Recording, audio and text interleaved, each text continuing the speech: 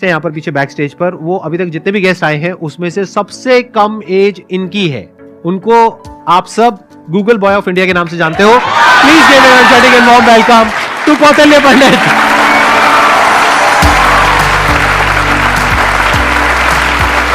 अरे अरे प्लीज बैठो। आपकी एज कितनी है पहले तो ये बता दो। तो अभी करंटली आई एम 14 ईयर्स जी। आपको पता है यहाँ पर जितने भी लोग आए हैं उसमें सबसे कम एज आपकी है अभी। लेकिन सर मतलब जितने भी लोगों से अब तक मैं मिला हूँ आपकी एज के, मतलब 40-50 साल के, 30 इयर्स के, आपके जितने भी शोज देखे हैं उनमें मेरे को तो सबसे कम उम्र के आप लगे हो। अरे ये बताइए मेरे को कि आपकी ये शुरुआत कैसे हुई। जब मैं 5 साल का था तो मुझे लिखना पढ़ना कुछ नहीं आता था। फिर ऐसे ही था कि मैंने 10-15 दिन में ही मतलब लिखना पढ़ना, like all the alphabets and everything I learn them. तो उसके बाद गर्मियों की छुट्टियों की बात है तो मेरे पापा जी एक स्कूल रन करते हैं छोटा सा गांव में, तो वहां पर मैं पढ़ता था। कहाँ के रहने वाले हो आप? मैं करनाल। अच्छा जी। तो वहां पर एक जैसे हॉलिडे होमवर्क देते सबको एक जनरल कि आपको जो वर्ल्ड मैप होता है, एटलस होता है, अगर जिन जिन को अच्छा लगता है आप वो करके आना, आप मतलब उसे समझ के आना। तो फिर ये मेरे दादाजी ने कहा, फिर पापा जी ने कहा कि तो मैं भी कर सकता हूँ। तो पहले ही दिन मैंने देखा तो I got into it and I learned it. मैं उसमें सवाल पूछता गया और जितने भी मेरे कुछ भी मन में रहता तो वो सब आता गया and within 20 days or something I got used to it और मुझे बहुत ही अच्छा लगने लगा।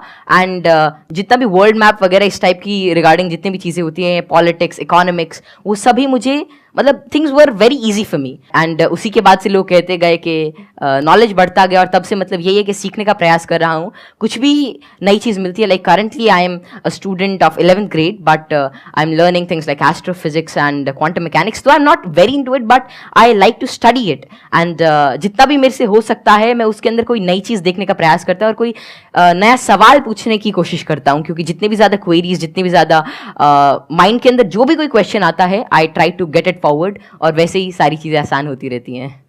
आई try to delve myself deep into it, क्योंकि कोई भी फील्ड इस टाइप का I think that they need one thing that is really important for them, that is questioning। क्योंकि जितने ज़्यादा आप अलग टाइप के क्वेश्चंस पूछते हो उतना ज़्यादा आप उस चीज़ को अच्छी तरीके से समझ सकते हो। तो वही है कि मैं अभी भी क्वेश्चंस नए ढूंढ रहा हूँ, जवाब उनके मिल ही जाएंगे। बस ये है कि जितने ज़्यादा और नए और अच्छे क्वेश्चंस मेरे पास आते गए और आते हैं उनसे मैं आगे बढ़ने का कोशिश कर रहा हूँ। क्वांटम फिजिक्स में वेव पार्टिकल थ्योरी है जी सर। तो उसको आपने स्टडी किया होगा। हाँ, जैसे कि wave particle theory, dual nature of light and matter, वो सब, हाँ वो सब अभी धीरे धीरे मैं कर रहा हूँ। और स्पेशली अभी तो मैं एस्ट्रोफिजिक्स जो है वो ज़्यादा पढ़ रहा हूँ। और जैसे कि डार्क मैटर है, डार्क एनर्जी है, तो या फिर माइक्रोवेव रेडिएशन है, बैकग्राउंड रेडिएशन, एक्सपैंडिंग यूनिवर्स, ये सारी चीज़ें मुझे काफ़ी इंट्रीग करती हैं और इनके बारे में मैं कुछ रिसर्च पेपर्स और अलग अलग चीज़ें अभी स्टडी कर रहा हूँ। तो 0 पॉइंट फील्ड के बारे में भी आपने कुछ स्टडी करी है? नहीं, अभी ज़्यादा नहीं। अभी मैं जनरली जैसे अभी मैं टाइप 1A सुपरनोवा और उनके जो एक्सपेंशन है, लाइफ साइकिल ऑफ स्टार, उनके बारे में अभी मेरी रिसेंट स्टडी चल रही है। मैंने आपकी YouTube पर एक वीडियो देखी थी जिसमें एक न्यूज़ एंकर आपसे कुछ पूछ रही थी और आप एक एक करके सारे सवालों के जवाब दे रहे थे।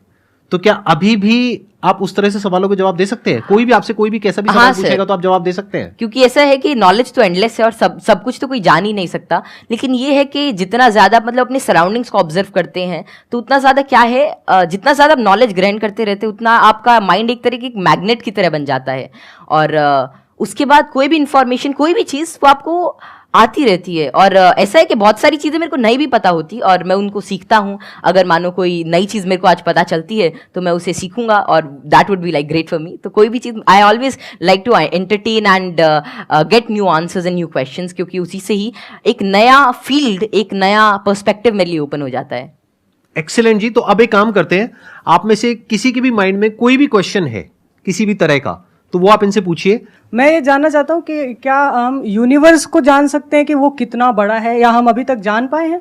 जी, क्या क्या पैरामीटर्स हो सकते हैं उसको नापने के लिए? जैसे कि हमने सुना है कि लाइट ईयर्स होते हैं। जी जी। पर वो कितना बड़ा है, क्या हम इमेजिन कर सकते हैं या हम एक्चुअली में उसे प्रैक्टिकली पता कर सकते हैं क्या? तो जो यूनिवर्स की जो एक्सपैंडिंग यूनिवर्स थ्योरी थी वो एडविन हबल ने दी थी और उनके अकॉर्डिंग जो अभी यूनिवर्स की जो एज है वो नियर अबाउट 13.9 बिलियन ईयर्स है और उसी रेट से अभी एक्सपैंड कर रहा है। तो यूनिवर्स जो अभी हमारी थियोरी है यूनिवर्स के जो मोस्टली एक्सेप्टेड है, that is of expanding universe. अभी के हिसाब से हबल कांस्टेंट होता है दैट इज 65 मेगापास्क। तो जो डिस्टेंस ऑफ यूनिवर्स है that is h times d, तो वही 13.9 बिलियन टाइम्स लाइट ईयर। तो इतना भी हमारा एक एस्टिमेशन है कि इतना यूनिवर्स हो सकता है। जैसे आपने इतनी सारी नॉलेज गेन कर रखी है, क्या आप भूलते नहीं है चीज़ों को, या भूलते हैं? कब रिवाइज करते हैं? हम पढ़ते हैं तो हमें रिवाइज करना पड़ता है, अगले हफ्ते भूल जाते हैं, रिवाइज करने के बाद भी भूल जाते हैं। एक्चुअली ऐसे ही होता है ना? Yes sir. अगर आप किसी चीज को अच्छी तरीके से देख लेते हैं, उसे समझ जाते हैं, तो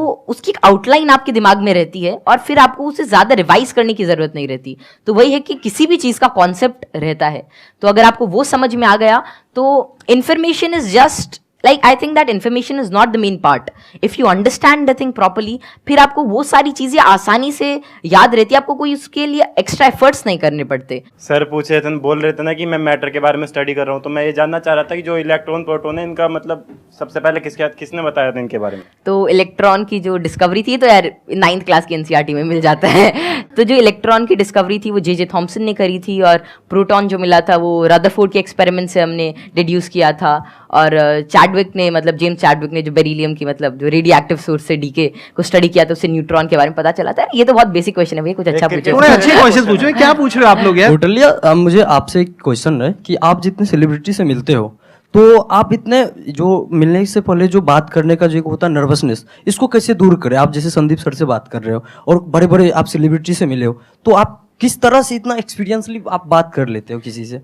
देखिए, जैसे आज मैं यही सोच के आया था कि मैं संदीप सर से मिलूंगा और उनसे बहुत कुछ सीखने को मिलेगा। तो ऐसा तो है नहीं कि संदीप सर आएंगे और मेरे से पूछेंगे चल ये बता, और फटाफट अगर कुछ गलत बताया तो एक थप्पड़ मारेंगे, ऐसा तो होगा नहीं ना। मतलब प्यार से बात करेंगे और अपना आशीर्वाद देंगे, कुछ अच्छा नई चीज शेयर करेंगे। तो वही है कि आप मतलब एक फ्री एंड पे रहें, और जहां पर भी आप मतलब अपने से आप सच जो है वो एक्सपेक्ट करें कि अगर मैं कहीं से सच बोल रहा हूँ तो थिंग्स वुड गेट ईजी, और make it easy in your brain. और हर जगह से अगर आप कुछ अच्छा सीख करने की कोशिश करते हो, ट्रुथफुल रहते हैं, तो आप में nervousness is just a state of mind, और ये बस चला जाता है, जस्ट मिराज। तो बस संदीप सर हैं, आज इनसे बहुत कुछ सीखने को मिलेगा, आप सभी से आज बहुत कुछ सीखने को मिलेगा। तो आप ऐसा कुछ एक अपना परसेप्शन रखिए और फिर सारी चीजें आपके लिए आसान हो जाएंगी। मेरा ये क्वेश्चन है कि जैसे चंद्र ग्रहण लगता है, सूर्य ग्रहण लगता है, तो उसका कैसे पता लगता है कि वो कब लगेगा और किस टाइम में लगेगा, या कितना, उसका कैसे पता लगता है? ये तो पता है कि वो क्यों लगता है, बट इसका कैसे पता लगता है कि अब लगेगा, या कैसे, उसका क्या होता है? तो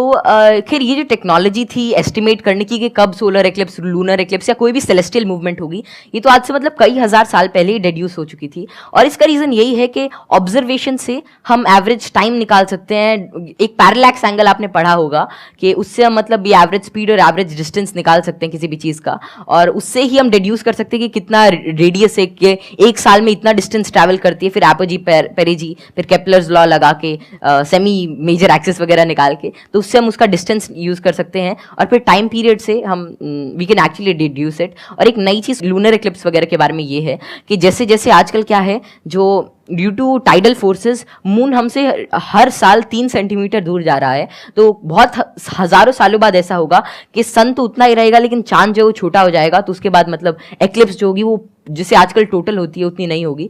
तो ये estimation it is done by using observation, और एस्ट्रोनॉमी एक ऐसा फील्ड है जो हजारों सालों तक ऑब्जर्वेशन से ही चला। और बहुत सारे पुराने साइंटिस्ट जैसे केपलर, गैलीली, आर्यभट्ट, जितने भी बड़े लोग थे जो पुराने जमाने के, वे सभी ऑब्जर्व करते थे। उनकी ऑब्जर्वेटरीज होती थी कि कैसे कैसे जो हेवनली बॉडीज हैं ये इंटरैक्ट कर रही हैं, कैसे कैसे ट्रैवल कर रही हैं, इनमें क्या चेंजेस हैं, और उन्हीं सभी चेंजेस को एस्टिमेट करके, उन सभी को देख के आज हमने मतलब ऐसी सारी टेक्नोलॉजी को डिड्यूस किया है कि जिससे हम कर सकते हैं, एस्टिमेट कर सकते हैं उनका टाइम पीरियड, उनका डिस्टेंस, और कैसे वे एक्ट करेंगे। Excellent ji, big round of applause for him.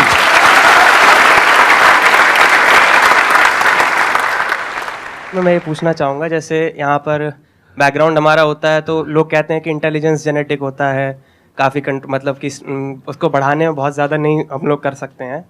तो आपका इस पर क्या व्यू है कि इंटेलिजेंस, जैसे आईक्यू टेस्ट भी आप बार बार दोगे तो आपका आईक्यू का स्कोर बढ़ने लगेगा उसमें, तो आपका इसमें क्या कमेंट रहेगा कि इंटेलिजेंस के लिए आप क्या व्यू रखते हैं? ये ना बहुत इंटरेस्टिंग क्वेश्चन है जी सर। और मैं ये क्वेश्चन के आंसर से पहले एक बार, अगर आपके पेरेंट्स आए हुए हैं, आपके फादर हाँ, आए हुए हैं, पापा जी आए हुए हैं, मैं एक बार उनसे भी कुछ बात करना चाहूंगा। एक बार उनको माइक दीजिए।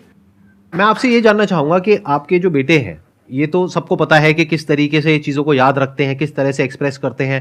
क्या आप भी इसी तरीके से चीजों को याद रख पाते हैं? पहले तो बहुत बहुत धन्यवाद जो आपने माइक दिया, और जो आपके आज दीदार हुए।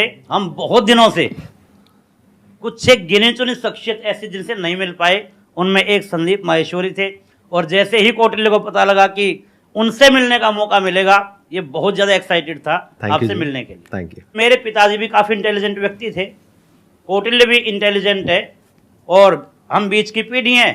थोड़ा सा मैं कुछ कम हूँ, ये दोनों दादा पोता थोड़े ज़्यादा बहुत ऐसे बच्चे हैं जो मेरे से बहुत ज्यादा इंटेलिजेंट है, मेरे को लगता है, जिनकी बात करने के ढंग से, जो इतने ज्यादा, आपने छोटे बच्चे को देखा होगा, वो बहुत अच्छे अच्छे सवाल पूछते हैं, मतलब वे कुछ भी पूछ लेते हैं, और मतलब आपको लगता है कि अरे नहीं, ये तो इससे मतलब एज से बहुत ऊपर की चीज है, मतलब या तो आप किसी और मूड में होते हो, और हम उसे इग्नोर कर देते हैं। तो जैसे जैसे हम सवाल पूछते हैं, उतना ज्यादा हमारे अंदर एक मतलब चीजों को जानने के लिए एक चाह रहती है, और अगर हम वो उस क्यूरियोसिटी को कर्ब नहीं करते हैं, तो उतनी ही ज्यादा मतलब वो बाद में सवाल पूछता है, उसके एक इंक्विजिटिव ब्रेन रहता है, और curiosity something that drives this intelligence, and I don't think that there is such a great involvement of IQ and genetics. लेकिन हाँ, अगर आपका मन है कि कोई चीज जानने का, कोई चीज करने का, then it's all about will power, और कितना आप उसमें टाइम डिवोट करते हैं, कितना आप क्यूरियोसिटी और इंटरेस्ट से काम करते हैं।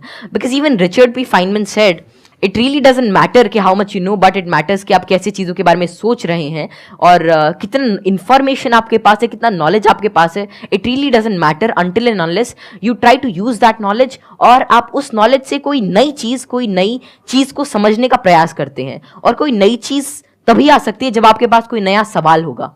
आपने बड़ी अच्छी बात बोली कि क्यूरोसिटी हम सबके अंदर होती है। जी सर। लेकिन होता क्या है कि घर में जाकर के हम उल्टे पुल्टे क्वेश्चंस पूछते हैं, जबकि क्वेश्चंस उल्टे पुल्टे नहीं होते हैं, सामने वाले को समझ नहीं आता है तो उसके लिए उल्टे हो जाते हैं, तो वो उसको चुप करा देते हैं। हाँ, बच्चे को चुप करा देते हैं, और वहीं पे उसकी क्यूरोसिटी मर जाती है। उसके बाद में क्वेश्चनिंग खत्म हो जाती है, उसके बाद में वो रटना शुरू कर देता है। रटने में इंटरेस्ट तो आता नहीं है, तो ना तो अब रट पाते हैं ना समझ पाते हैं, बिल्कुल दोनों तरफ से चले गए। तो अब मैं ये आपसे जानना चाहूंगा कि क्या बचपन में जब आपने क्वेश्चनिंग करी, इस तरह के क्वेश्चंस पूछते थे, शुरू में तो आपने अपने पेरेंट्स से पूछा होगा या अपने आसपास में जो लोग थे उनसे पूछे होंगे जी, तो क्या आपको सपोर्ट मिला? क्या उन्होंने आपको एनकरेज किया, या उन्होंने भी आपको यही कहा कि क्या फालतू के क्वेश्चंस पूछ रहा है? नहीं, जैसे I think I was fortunate enough कि जितने भी मैं सवाल पूछता, कोई ना कोई मेरा जवाब दे ही देता था। और बात शुरू ऐसी होती थी कि मानो कोई घर पे कोई बात चल रही है किसी भी चीज़ को लेकर, मानो दे टॉकिंग अबाउट के एक इकोनॉमिक क्राइसिस है देश में, तो मैं उसके अंदर मैं सुनता रहता था, या कोई भी ऐसी चीज़ हो रही है, कोई स्पेस मिशन जा रहा है, मैं सुनता रहता था, मैं चीज़ों को ऑब्जर्व करता था। और वैसे ही मेरे जो भी सवाल आते, I was fortunate enough to get their answers. और मानो अगर मेरे को उसका जवाब नहीं भी मिलता तो मैं पूरे दिन उनसे पूछता रहता। तो एक तो मैंने भी कसम खा रखी थी कि जवाब तो चाहिए ही, तो मैं खाते हुए भी यही पूछता, नहाते हुए भी यही पूछता, और जो भी काम करता मैं मतलब मेरे दिमाग में वही रहता जब तक वो रिजॉल्व नहीं होता। तो ज़्यादा मेरे को दिक्कत नहीं आई, और मेरे को जल्दी ही जवाब मिल गया। और अगर कोई ऐसा रहता तो मतलब मैं भी ठीक था, और मेरे family and everything they supported me really well. तो यहाँ पे वो जो पेरेंट्स मुझे अभी देख रहे हैं, उनके लिए एक बहुत बड़ा लेसन है कि अगर बच्चे कुछ क्वेश्चंस पूछते हैं तो उनके जवाब देने चाहिए, हमें पीछे नहीं हटना चाहिए, और अगर जवाब नहीं है तो हमें बोलना चाहिए। हाँ हाँ, विद ऑल दी हम्बलनेस कि भाई हमारे पास में जवाब नहीं है, आप खुद फिगर आउट करो जाकर। मतलब सर जब मैं छोटा था तो it was lean about like 2013 और समथिंग, और तब मतलब यही इंटरनेट बहुत कम था, और तो यही था कि कोई सवाल मेरे मन में आता, शायद वो नहीं पता रहता, तो मेरे पापा जी एक डोंगल आता था, मतलब वोडाफोन का, बहुत महंगा उसका रिचार्ज था, मतलब ऐसे मतलब अभी चला तो एक वीडियो देखने के बाद ही खत्म हो जाता था तो फिर वो लाते, और मतलब मेरा जो भी सवाल रहता मेरे को उसका आंसर मिलता। तो ऐसे ही एटलस आती थी और कई सारी बुक्स थी, उन्होंने मेरी बहुत हेल्प करी। और अगर कभी मानो पर्सनल मतलब कोई और out of the box idea आता है, कोई क्वेश्चन आता, तो उसका जवाब मुझे किसी भी सोर्स से मिल जाता। Thank you ji, thank you Kautilya, okay, pleasure meeting you.